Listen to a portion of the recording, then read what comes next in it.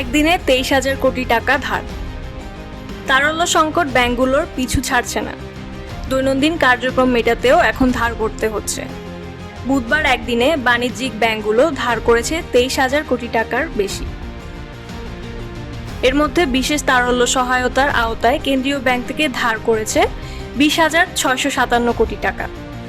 Call money market ও বাণিজ্যিক ব্যাংকগুলো থেকে বিভিন্ন স্বল্প ও দীর্ঘমেয়াদী ধার করেছে 2,500 কোটি টাকার বেশি।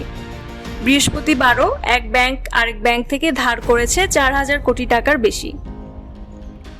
সূত্র জানায়, ঈদের আগে ব্যাংকগুলোতে গ্রাহকদের বাড়তি চাহিদা ছিল টাকা তোলার। এই কারণে ওই সময়ে তারল্য সংকট বেড়েছিল। ঈদের পর গ্রাহকদের চাপ কমে গেছে, তারপরও ব্যাংকগুলোতে তারল্য সংকট রয়েছে। সাম্প্রতিক সময়ে ব্যাংক একীভূত করার ঘোষণা দেওয়ায় দুর্বল ব্যাংক থেকে গ্রাহকরা নগদ টাকা তুলে নিচ্ছেন। এমনকি দীর্ঘমেয়াদী সঞ্চয়ী প্রকল্পে জমা রাখা অর্থও তুলে নিচ্ছেন। এতে করে কিছু দুর্বল ব্যাংকে তারল্য সংকট বেড়েছে।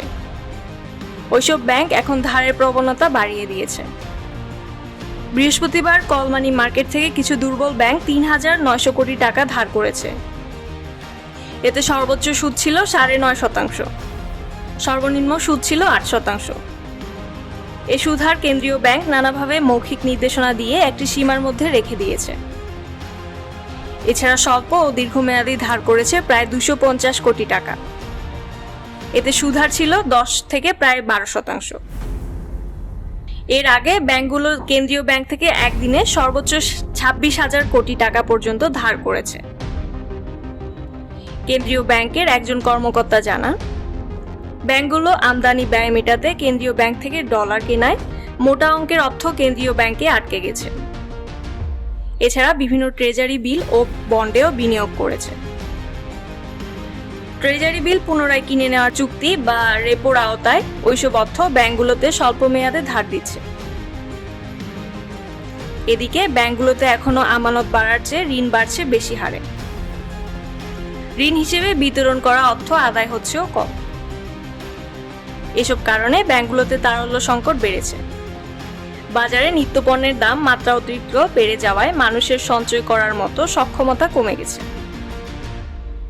এমনকি আগের সঞ্চয় ভেঙে জীবিকা নির্বাহ করছে। এতে করেও ব্যাংকের সঞ্চয় প্রবণতা বাড়ছে না। পাশাপাশি সাম্প্রতিক সময়ে ব্যাংকগুলোতে নানা সংকটের কারণে গ্রাহকদের মধ্যে নানা ধরনের বিভ্রান্তিও তৈরি হয়েছে। Test report Oishi.